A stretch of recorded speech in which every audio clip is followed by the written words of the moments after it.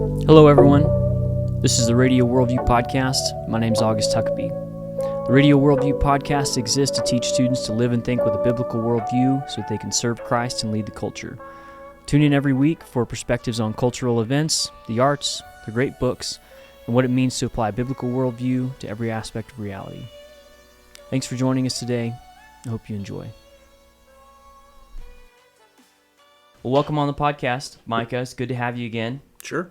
Is this your first one? No, we've done the economics one. Right, we did the economics one a few weeks ago. Sorry, I haven't looked at the numbers, but I'm sure it's the highest rated, most listened to podcast that we have, of course. Yeah. Yep. How could you turn down economics and the morality of the free market? That's right. Well, it's good to have you on again. Sorry, I had a brain bubble there for a second. All right. But I wanted to talk just for a second about what we're going to be covering today, because we're hoping to introduce kind of a new series. That job security for you, right? All about it. We're hoping to have a new series that goes into and kind of covers some, I don't know if you'd call it pop culture. I assume you wouldn't, but like kind of film focused. But I think we've also considered talking about new albums that have come out, music that's coming out, impacting the culture. So popular arts, essentially. Sure. Yeah. I won't share with the podcast what my vision of the title of this is, but I'll let that stay behind closed doors. But yeah, that's the intent. The idea. You can say it. Worldview, views, and reviews. Yeah, worldview, views, and reviews. Yeah, for your view. Yeah. So, we're still workshopping that, but yeah, the idea is just to engage with some of the. I mean, I have no problem using the term pop culture, but some of the popular arts, pop culture that is in the cultural conversation today that I would expect our listeners to, if not be willing to admit they're engaging with, at least are aware of it being in the culture around them, and equip them in some ways to have more profitable conversations with their peers and with their the people in their lives that they're doing life with. Yeah, you were saying that you didn't want this to be like a plugged-in online, this is a movie review for your Christian consideration. Yeah, right? so if you're listening to this and turned it on and maybe was expecting of, man, should I go watch Spider-Man, and what are the content red flags that I should be worried about? Like, I'm sure over time some of that stuff will be brought up in the nature of the conversation, but that's not the goal. That's not the purpose. Right. The expectation for this is that these are movies that we are basically assuming that some, if not all, of our audience are engaging with, and equipping you to think biblically about what you're already planning on engaging with, rather than trying to provide you with a thumbs up or thumbs down. Right. So we will have two segments today, particularly. So we'll talk a little bit about film and the culture and why it's important, why we engage with it, and just some of what's going on with it as Christians, right? So like, why should we engage with quote unquote secular movies? But then the second segment today will go into Spider-Man specifically and talk a little bit about that movie recently coming out. It's kind of been the biggest one recently that's come into our culture. It's all. I mean, it's less than 6 months old, right? And it's already. I looked at the numbers literally this morning. It's already in the top 10 movies overall grossing of all time. Like, it's massively successful, massively influential. At this point. Well, my parents went and saw it, and that's like a once a year thing for them to go see. It's a big deal. Yeah. Like, I mean, it's a big deal, and we'll talk about that. We'll talk about why that's the case a little bit when we get there. But yeah, to not jump the shark and move too fast through our content, I do think it's worth talking about how we are approaching movies, and then also as you said, like the role of movies in our cultural moment. You and I, neither one of us studied film in college. Neither one of us have spent an inordinate time becoming a expert like Roger Ebert or somebody like that on like movie dissection or movie criticism. But what we are two individuals that really like movies. I've been to movies a number of times with you personally, and know that you and I share a lot of the same sensibilities and attraction to movies, generally speaking.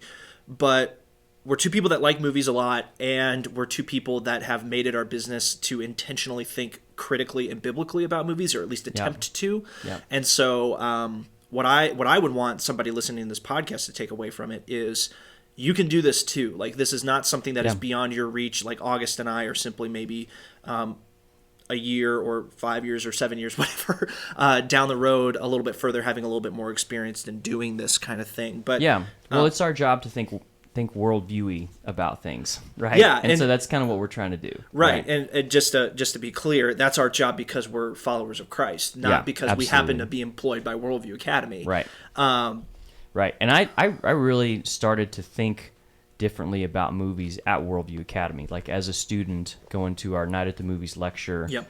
at Worldview Academy, was like, oh, you can see things like theme, and you can see.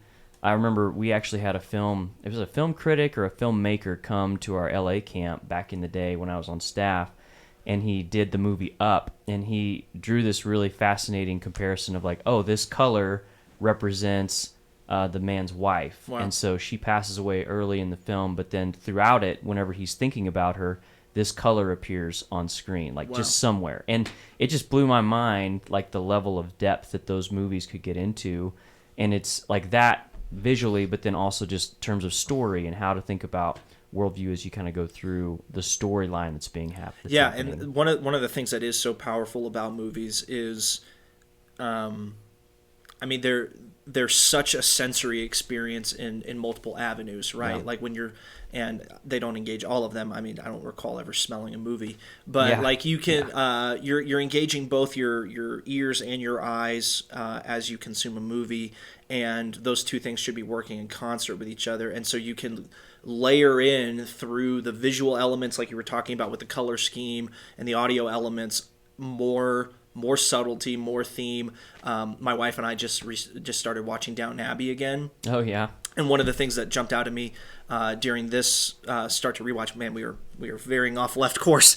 But one of the things that jumped out to me is the relationship between John Bates and Anna Smith, the two servants there at the beginning of the show that goes throughout all the seasons. Man, their musical theme, like their song that plays whenever they are in the room together and having their budding relationship, that is so beautiful and so sad and so poignant. And it gives so many indications, for those of you that have seen the show, so many indications of what their journey is going to look like. Right. And Totally. and it does so in a just unnoticed way, probably the first time that you consume it, but if you give it more opportunities to review it and things like that, you can fully appreciate the beauty of something that impacted you, but you might not have realized was impacting your emotional state at that time. Anyway, but movies have the ability to do that, and they do that regardless of whether we're aware of them or not. Right. And that's really why where it's a big deal. Yeah, and that's where movies can become dangerous. Yeah. And one of the things that I talk about in my Night at the Movies talk is content is easy. Content is easy. Get rid of, flee temptation. If it bothers you, if it tempts you, get away from it. Don't engage with it. Don't entertain the possibility of bringing that into your life. But the subtle working of a filmmaker through all these tools that we've already identified and more that we'll unpack in the future, to try and attempt to persuade you to unbiblical ideas and make them attractive and make them seductive, that's the real potential danger in movies. And hopefully that's something that this podcast will be helpful in helping students navigate and discern a little bit as they go through it.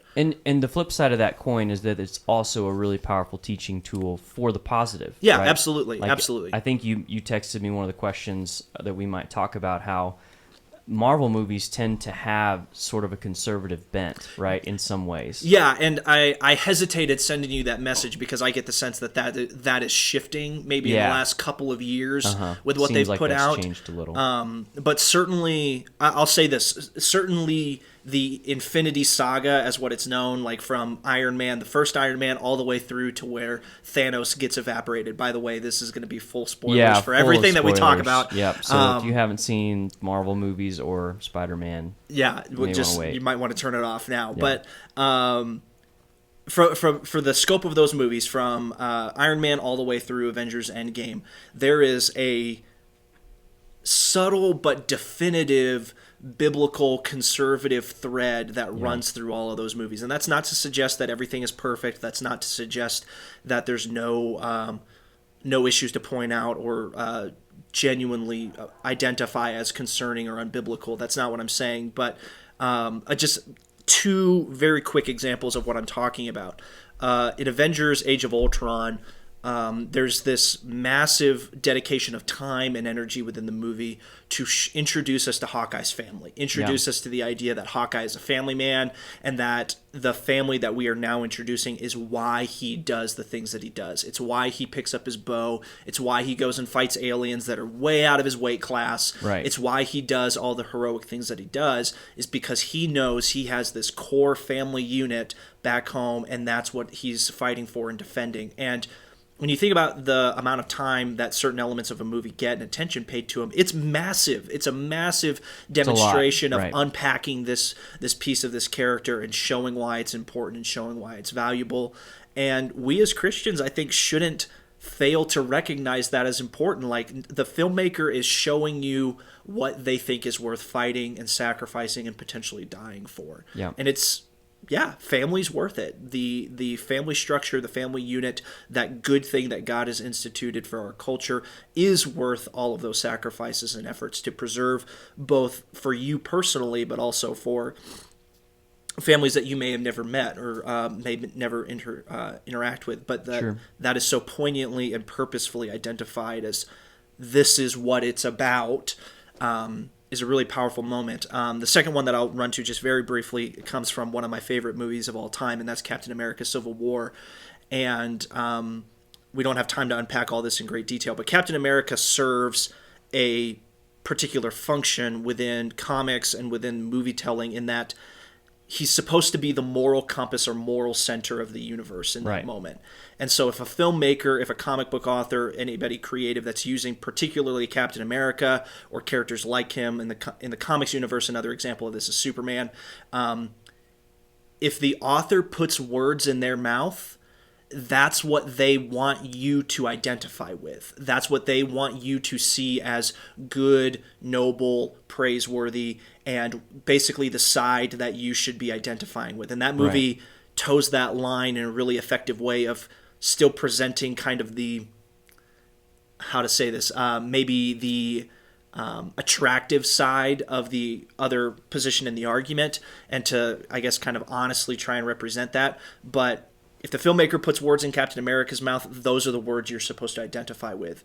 And the words that Captain America speaks in those moments are all about individual responsibility, individual liberty, taking ownership of your own choices, ownership of your own actions, and not being willing to basically abdicate responsibility for yourself, your decisions, your outcomes to some overriding governing body or some other institution or whatever. It's all about individual responsibility. It's all about individual liberty, and that those aren't just cool American ideas. Those are biblical ideas. I own my own actions. Those are mine to be accountable for, and I don't get to say, well, it's society's fault, or I was ordered to do this, or I was somehow able to abdicate or remove my responsibility for a bad decision because of mitigating circumstances. No, I chose what I chose, and be those good decisions and good consequences, great. And if those are bad decisions resulting in bad consequences, that's on me, and I don't get to stiff arm those onto somebody else. Yeah, well, and it's really interesting too with the whole Captain America story arc in general, and kind of like we said, like, movies are not just dialogue; they're also visual, and so with his story, like, you could make the case of, well, he was born in like the 1930s, 1920s, and so he's just old school, quote unquote, and so therefore he's just reflecting those old school values. But you also have to remember, like, well, the movie, like, if the movie wanted to make you think, well, he's just old school and that's how he is, they could do that, right? For sure. They could have other dialogue happening that kind of belittles that perspective. They could have some other things going on to make him seem like he's just out of touch with reality and like an old person that's like, that's from a bygone era. Yeah. But they don't do that, right? They make like, the way they paint him is to say that these are timeless principles that have stood the test of time, right? Exactly. And they're still attractive today. Yeah, and there's certainly some elements of humor in those movies about him being such a man out of time. Sure. But they're all circumstantial to him as an individual, Right. not the ideas that he articulates or the ideas that he Not represents. his principles. Yeah, exactly. And so I think what you're articulating is exactly right. There are tools the filmmaker has available to him to communicate the head patting and the making light of, and like, oh, isn't this so cute that this basically 95-year-old man Right. is making all these ridiculous arguments and doesn't understand our culture and our times, and that's not the case. That's Right. not the direction Totally. they go. Yeah. They give it genuine and, as far as I can see, genuine and sincere, credible presentation of, no, this is what good looks like, or this is Yeah. an example of what good looks like, and you as the audience member should strive to be more like Captain America. Right. I wish we were doing a podcast on that movie, but we're not. I know. We're not. Yeah. So with that, you feel like we're good on kind of talking Yeah, about I movies think we and a should be lead-in? good. I'm content with that. Yeah, I mean, I think it's worth saying, maybe just briefly, since this is our first one, should Christians be engaged in movies that are coming out in our culture today? Like, is that just something for, non-serious Christians? Yeah, or is that something that we should be engaged in? To be as direct and frank as I can be, I would say it's the non-serious Christian who is failing to engage culturally in this way. Yeah. And again, that's not to say that you individually shouldn't have the guardrails up, that you know what tempts you, and if you know, based on what you know about James Bond movies, that James Bond is going to tempt you, don't go see it. Yeah. Like, you don't need me or August. You don't need us to tell you to avoid temptation. Scripture does that definitively and clearly. But the Christian who is not engaging with culture is not taking advantage of every avenue to share the gospel. Yeah. It's not taking advantage of every avenue to have profitable Christ-like conversations with the people that God has placed in the world around them. Yeah. And honestly, sorry to cut you off. No like, I've found that movies are such a great lead-in to a deeper conversation. Whereas, like, sports before, I've just found that sports is difficult to get to a deeper level of conversation. Yeah. You can kind of talk about things that happen, things you hope will happen. But with movies, you can talk about people's motivations. You can talk about the complex situations they're put in. And, like, if you're having a conversation with a coworker, it's a great evangelism tool. Yeah. To be able to at least deepen a relationship by talking about something of substance. Yeah, and it's because it's all theme, it's all narrative. Yeah, and you can talk about principles rather than just talking about things that are going on. Facts. Yeah. The difficulty, and to just use the comparison that you brought up about sports, the difficulty that's immediately jumping out to me is that sports, on one hand, is very, how to say this? It's very almost mechanical in the outcomes, right? Like, for example, like, I can look back at a baseball box score from 1937 and give you literally a play-by-play of exactly what happened in that game, but that detached mechanical observation of it that sports kind of results in is not the same as being there. It's not the same as watching it live. Right. And when you do those things, like, if you are a sports fan like both of us are, there's definitely an emotion element in it. But those two parts of the components, to me at least, there seems to be a pretty sharp division. The emotional weight of watching your team win or lose on the field versus the content, if you will, that's produced as that event goes on, versus a movie that it's intentionally trying to marry those things, right? Yeah. The content that it's worried about engaging with, i.e. theme and ideas, is consciously married to emotional, to put it frankly, emotional manipulation. And I don't mean that in a negative way, but the filmmaker is trying to position us as the audience members in a particular emotional state so that we consume the content through a particular emotional lens, Sure. hopefully getting us to a desired outcome of what Right. we're supposed to take away from the movie. Or how we feel or And- something like that. Exactly. And so, I mean, that's the intention of movies in a sense, to kind of provide this avenue of conversation that you're talking about. Like, it is such a natural exercise to have meaningful conversations about movies. And once again, to just get back to our point, I think a Christian who is choosing to not do that is choosing to say no to avenues for the proclamation of the gospel. Yeah. And I don't want to say too much more than that, because I do recognize that individuals are going to make different choices, and within the banner of grace, that's appropriate. Absolutely. Right. People may have preferences too for things they're better at, or that they like more. Sure. And that's okay. Sure. But if you are a believer who is simply actively choosing to not engage with movies out of some, I would say, misguided or misplaced apprehension of, like, well, I just don't want to engage with that, or that's so unclean and so unholy, that irredeemable. I would very strongly want to persuade that person, like, you are missing opportunities to share your faith. Yeah. Okay. Yeah. Well, good. All right. So let's take a quick break, and we're going to transition into segment 2 for the day. Sounds great. Hey, everyone. Me and Micah actually went on to have quite a conversation on the second part of this podcast. So we ended up splitting this into a part 1 and part 2 series. So if you're interested in hearing a little bit more about what actually happens in the Spider-Man movie and how to think about it from a Christian worldview, tune in next week to get the second part of this conversation. Thanks so much. We'll see you then. Well, that's our show for today. Thanks for joining us. For more information about our Worldview Academy summer camps, you can visit worldview.org. Or for more information about our Gap Year program, you can go to worldviewbridgeyear.com. Thanks again. Hopefully we'll see you soon.